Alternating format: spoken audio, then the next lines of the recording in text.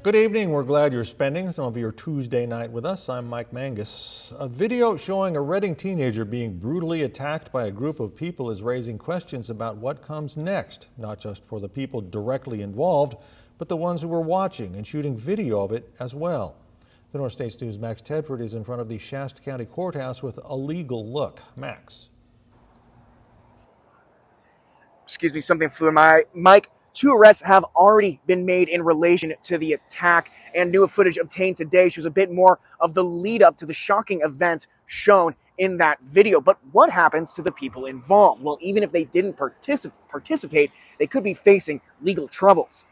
There's so many different scenarios where, especially a group of teenagers or kids get into these type of situations, and there's a lot of peer pressure.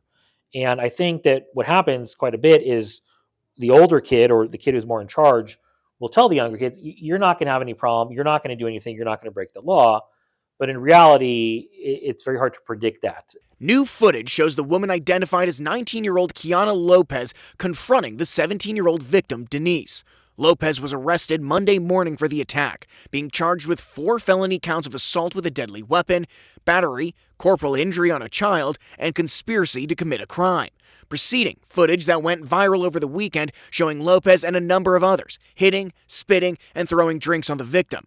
Of those in the crowd, 2 have been identified and arrested by police, but Denise's family want more to be done, saying the video shows up to 30 people watching and filming the violence. Writing criminal defense attorney Jacob Levin says unless it's a child in your care, current laws don't force people to intervene. The general rule is that there is no duty to rescue. There's no duty to intervene. However, there are some potential legal troubles bystanders to similar attacks could be facing. Levin explained any of the people egging on those who participate in the attack or even those filming the incident could be charged with something like aiding and abetting. Even something small as, we got your back or kick her hard or anything like that, even without laying a hand on her, could potentially lead to criminal liability. In Levin's experience, it's difficult to get a conviction for someone not directly involved, and says law enforcement will likely be left with difficult choices going forward, especially in a county continuing to struggle with court capacity. The district attorney has to pick and choose their battles.